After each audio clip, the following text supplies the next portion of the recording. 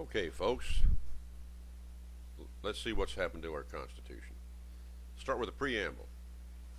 Okay, and I just highlighted in yellow what I've changed to adapt it to the way it really is today. Okay, we, the politicians and judges of the United States, in order to create a collectivist state, establish servitude, ensure domestic obedience, provide for the common defense, provide millions of people with welfare benefits, and secure servitude to ourselves and our posterity, do ordain and establish this perverted Constitution for the United States of America. See, the original preamble said the blessings of liberty were to be handed down to future generations. The people living back then, when Roosevelt was president, had no right to take the liberty of future generations away, but they did.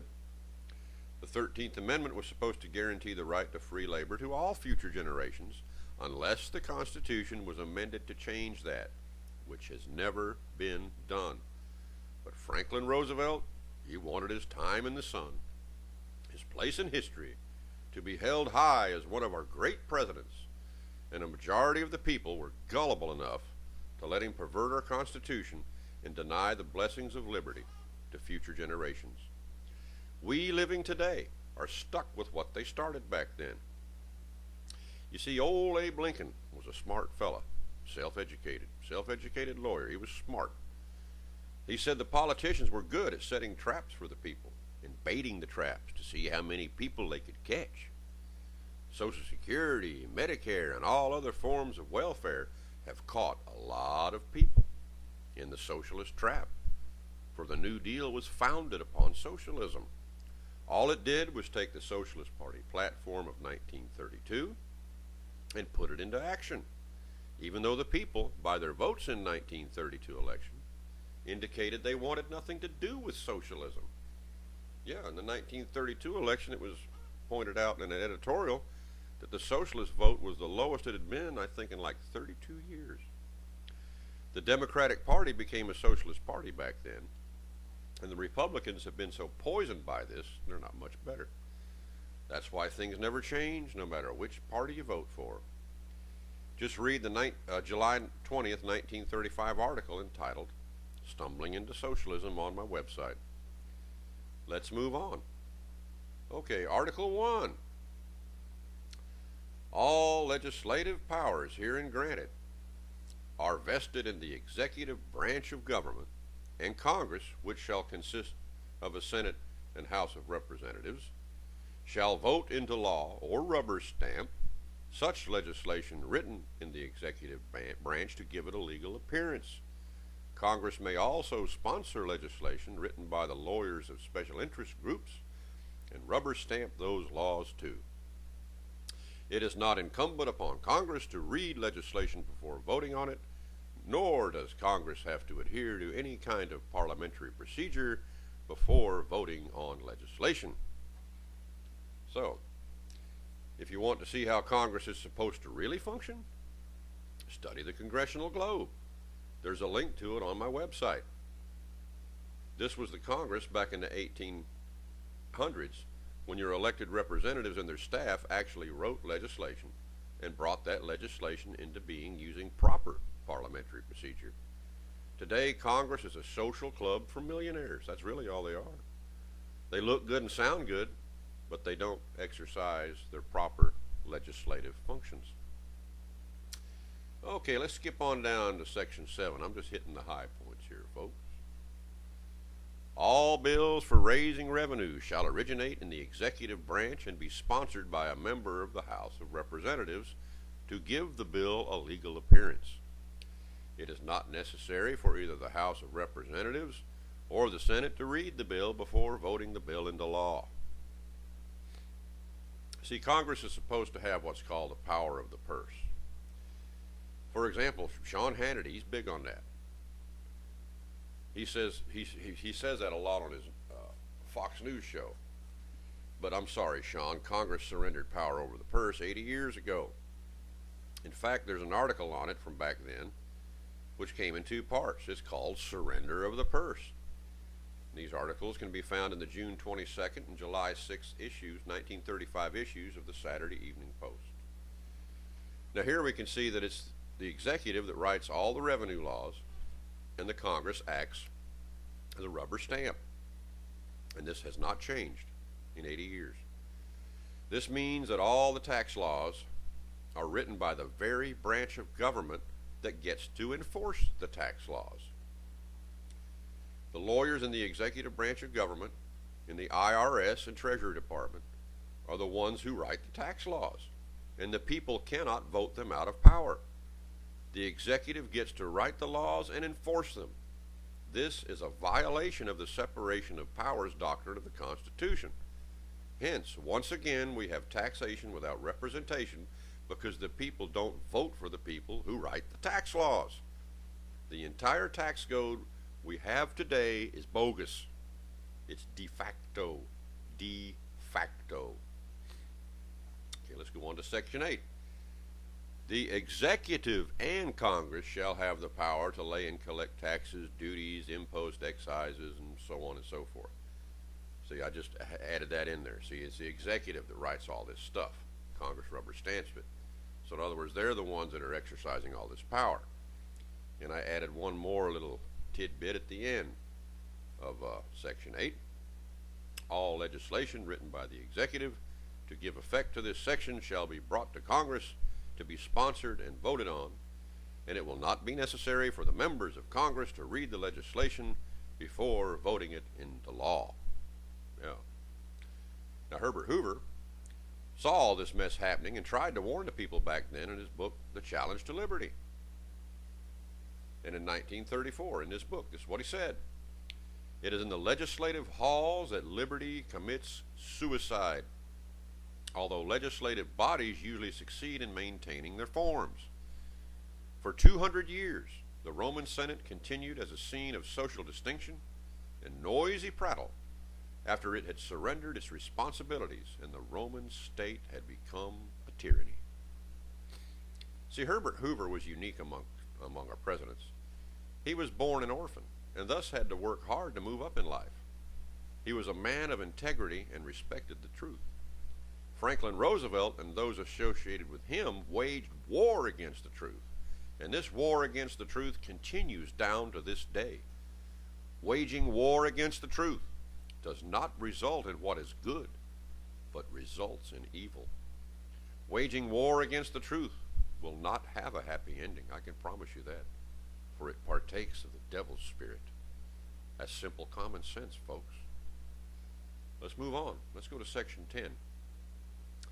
No state shall enter into any treaty, alliance, or confederation, grant letters of marque or reprisal, coin money, emit bills of credit, make anything but fiat money issued by the Federal Reserve, a tender in payment of debts, pass any bills of attainder unless such bill of attainder is necessary to enforce the slave codes, ex post facto law or law impairing the obligation of contracts unless such law is necessary to enforce the slave codes, or grant any title of nobility unless such title of nobility is necessary to enforce the slave codes. Okay. Now, when Franklin Roosevelt was campaigning for president in 1932, he said he would maintain a sound currency at all hazards. Well, this turned out to be a lie. Yeah, he said he was going to keep the gold standard. After he became president, he and his socialist brain trust took the dollar off the gold standard and made our monetary system a fiat money system. And there was plenty of gold back then. There was no reason for them to do this. Now, fiat money is just paper money the government forces you to use. And since it's not backed by gold and silver, the politicians can inflate, deflate, and manipulate the currency in any manner they wish. The gold standard prevented them from doing this.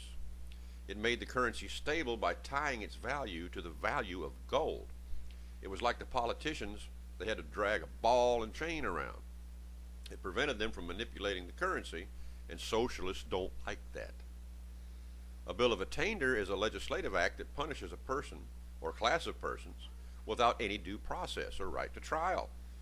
This practice is common today, for example, in the child support industry, which had its roots in the 1970s, by the way. Before the New Deal, forcing people to support their children had to conform to the 13th Amendment. Now it's slavery enforced by arbitrary law or by bills of attainder.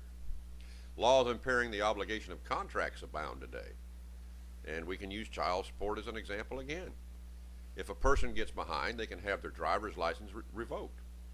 And if that person gets a job, traveling to that job is necessary to work. But driving to the job has been made illegal by the slave codes of the states, thus impairing the obligation of contracts.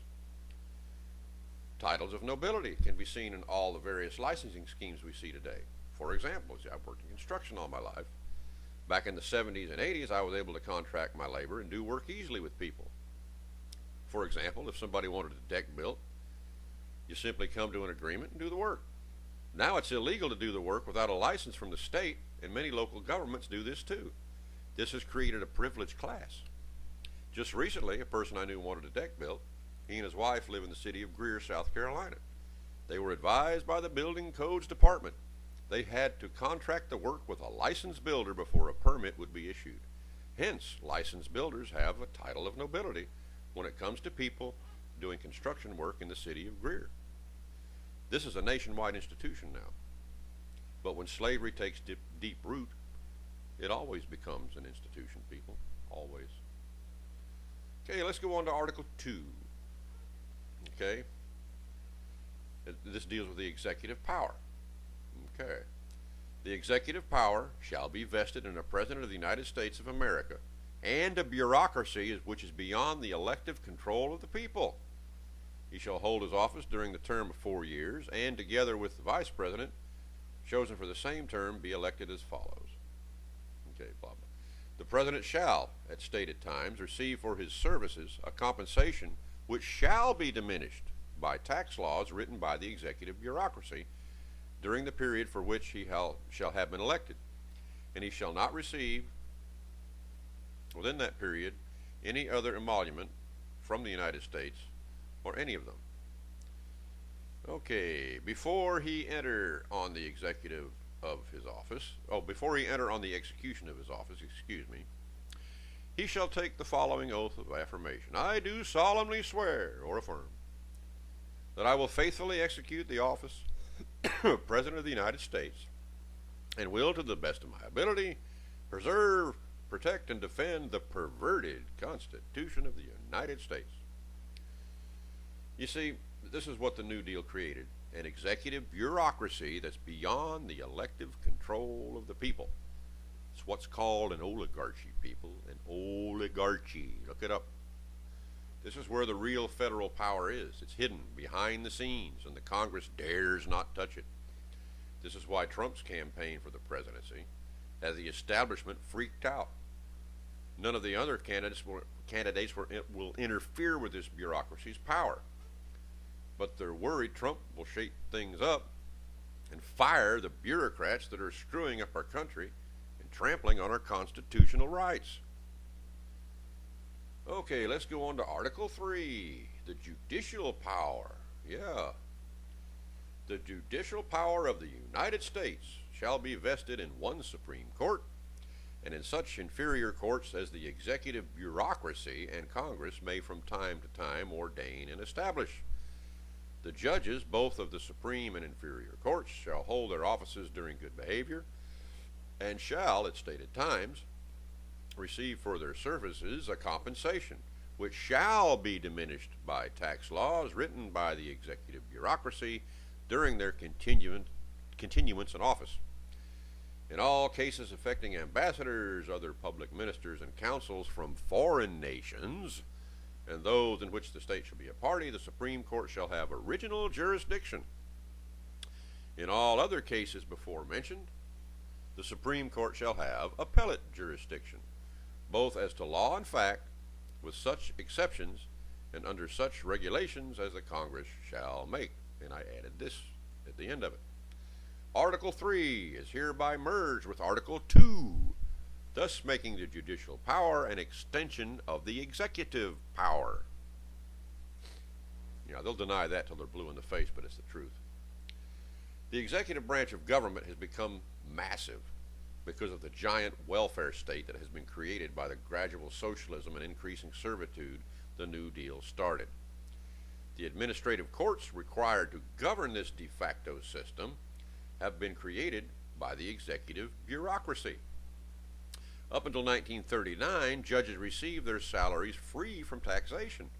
But in 1939, after Franklin Roosevelt was able to appoint 4 new Supreme Court justices, yeah, he was able to pack the court, it changed. Roosevelt's vicious assault on the independence of the judiciary succeeded, and in the case of O'Malley versus Woodrow, it was upheld that the salaries of judges shall be subjected to income taxation. All income tax laws before the New Deal exempted the salaries of judges and the president from taxation. Also in 1939, the Public Salary Tax Act was rubber-stamped by Congress. Thus, in 1939, the salaries and wages of government workers became subjected to the income tax laws. Alexander Hamilton, in the Federalist number 79, said, "Next to permanency in office, nothing can contribute more to the independence of the judges than a fixed provision for their support." The remark made in relation to the president is equally applicable here. In the general course of human nature, a power over a man's subsistence amounts to a power over his will, and we can never hope to see realized in practice the complete separation of the judicial from the legislative power in any system which leaves the former dependent for pecuniary resource on the occasional grants of the latter. The enlightened friends to good government in every state have seen cause to lament the want of precise and explicit precautions in the state constitutions on this head. Some of these indeed have declared that permanent salaries should be established for the judges. So we can see that the Founding Fathers thought it was important that judges receive an undiminished salary, which meant no taxation upon the salaries of judges. Now, in the May 29, 1936 issue of Time magazine, under the heading Judiciary, we read, "For the first time since age purged the U.S. Supreme Court for Franklin Roosevelt, his 4 appointees this week lined up to give the New Deal a victory which it could not have had otherwise." So even the people in the press back then knew that there's no way the Supreme Court would have done this unless he packed it. It's okay, under the heading of judges are also citizens. Until this week, courts have held that Article 3, Section 1 of the Constitution meant that the federal government could not tax its judges' salaries. The inference was that Congress might sway justice by slapping taxes on its dispensers. That interpretation, acid-tongued Justice Felix Frankfurter in effect ruled this week, is so much tommy rot. To suggest that taxing them makes inroads upon the independence of judges is to trivialize the great historic experience on which the framers based the safeguard of the Constitution. To subject them to a general tax is merely to recognize that judges are also citizens. Yeah, that's what Frankfurter said. Felix Frankfurter wrote the opinion in the case. He was a socialist college professor and was a key member of Franklin Roosevelt's Brain Trust. So he played a key role in writing all the New Deal laws in violation of Article Section 1, and now he's a Supreme Court justice. He took his place on the court on January 30th, 1939, and wasted no time in writing opinions that finished off the destruction of the independence of the judiciary. All prior decisions of both the state and federal courts upheld judges receiving an undiminished salary. Now, Justice Pierce Butler, who had been on the court since 1923, had witnessed how the New Deal had done great violence to the people's Constitution. He was the lone dissenter in the case. He died just 6 months after he wrote his opinion in this case. Let's read what he had to say. This is very interesting. The strangest Supreme Court case I've ever studied. Now the court cites, as if entitled to prevail against those well-sustained opinions and deliberate judgments of this court, opposing views, if indeed upon examination they reasonably may be deemed so, of English-speaking judges in foreign countries. It refers, footnote 6, to the decisions of the Privy Council in Judges versus Attorney General of Saskatchewan, 1937, construing income tax statutes of Saskatchewan. Saskatchewan? Neither the Dominion nor the province has any law forbidding diminution of the compensation of judges while in office, and that decision has nothing to do with the question before us. The Australian and South African cases cited, footnotes 6 and 8, involve construction of income tax statutes under constitutions or charters created by legislative enactments and subject to authoritative interpretation or change by the local or British Parliament. They shed no light upon the issue in this case. The opinion also cites, footnote 7, selected gainsay writings of professors. Some are lawyers, some are not, but without specifications of or reference to the reasons upon which their views rest. And in addition, it cites notes published in law reviews. Some signed, some are not. Presumably the latter were prepared by law students. The suggestion that as citizens judges are not immune from taxation begs the question here presented. The Constitution itself puts judges in a separate class, declaring that at stated times that they shall receive for their services compensation which shall not be diminished, and so their salaries are distinguished from income of others. The immunity extends only to compensation for their services. No question of comparison or reasonableness is involved. Admittedly, the court now repudiates its earlier decisions upon the point here in issue. The provision defining tenure and providing for undiminishable compensation was adopted with unusual accord. There has been unanimity of opinion that because, in comparison with the legislative and executive, the judicial department is weak. Its independence is essential to our system of government. These safeguards go far to ensure that independence.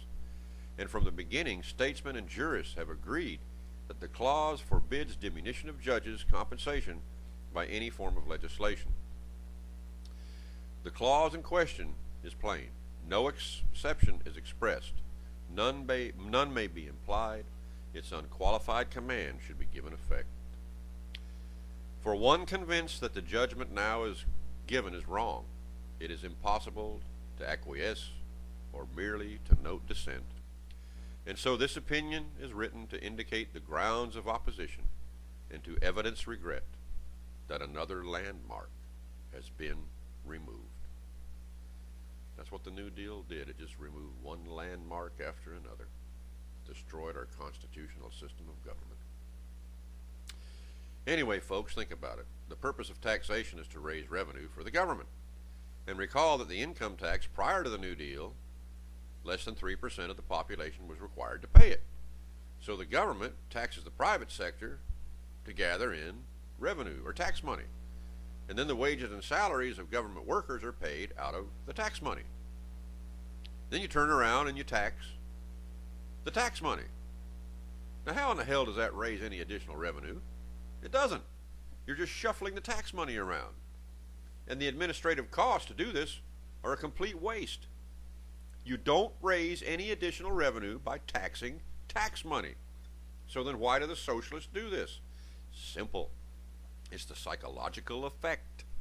They want everybody to be mentally conditioned to think they have a legal duty to file and pay income tax, and they want that way of thinking to be passed on to their kids, their grandkids, and all future generations. It's all part of a coordination of propaganda like the Nazis used on the German people to mentally condition them to accept the system of Nazi slavery which was sold to the German people as freedom.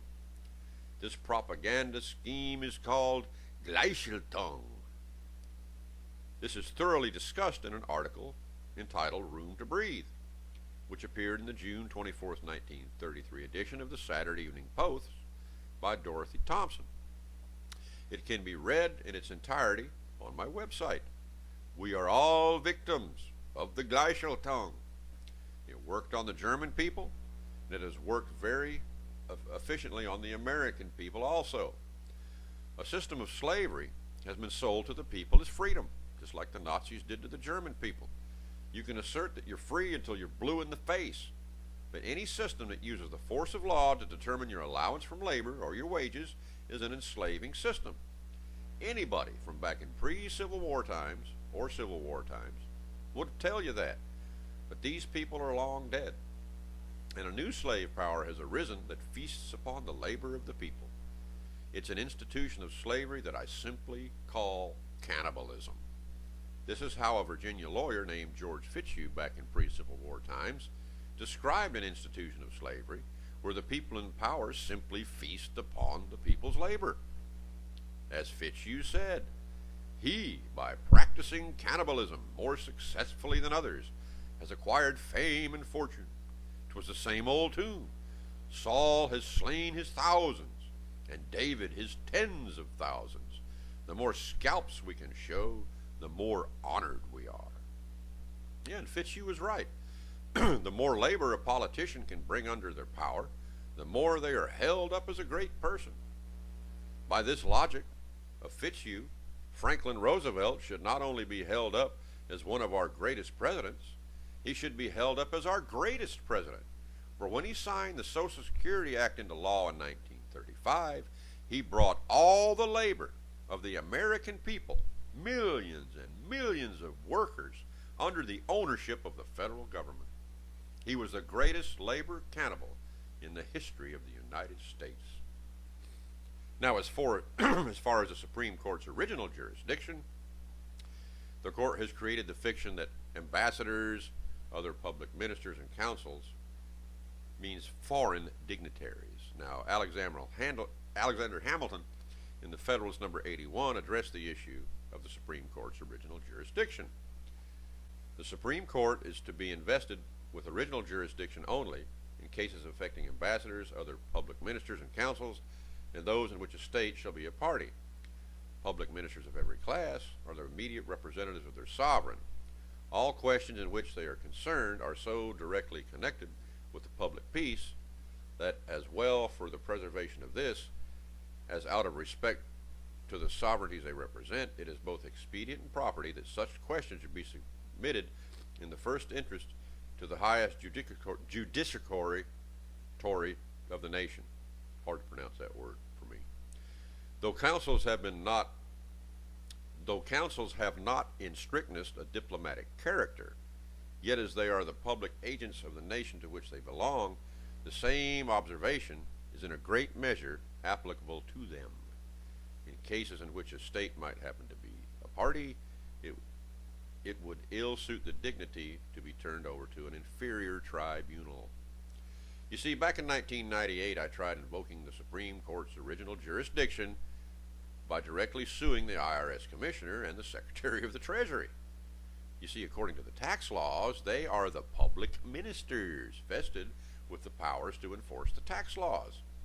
And using the tax laws to tax wages violates the 13th Amendment. Well, guess what? The clerk of the Supreme Court returns my court papers with a letter stating that ambassadors, other public ministers, and consuls means dignitaries of foreign nations. Think about this. How could the actions of a foreign dignitary adversely affect the constitutional rights of the people? No. They can't. In other words, somebody who would be able to adversely affect the constitutional rights of the people of this country would be public ministers of this country. So anyway, I decided to add the words from foreign nations after ambassadors, other public ministers, and consuls. This is another legal fiction that's been created to shield the labor cannibals from being directly sued by the slaves whom they oppress. The courts of today are not liberty friendly, I know. I've filed suits to test the courts as far as our right to labor is concerned. I can assure you the right to free labor is dead, and the courts will not dare rule that laws that exist today violate the 13th Amendment. Alexander Hamilton in the Federalist number 78 says, "This simple view of the matter suggests several important consequences. It proves incontestably that the judiciary is beyond comparison the weakest of the three departments of power. that it can never attack with success either of the other two, and that all possible care is requisite to enable it to defend itself against their attacks. It equally proves that though individual oppression may now and then proceed from the courts of justice, the general liberty of the people can never be endangered from that quarter. I mean, so long as the judiciary remains truly distinct from both the legislative and the executive. For I agree that there is no liberty if the power of judging be not separated from the legislative and executive powers.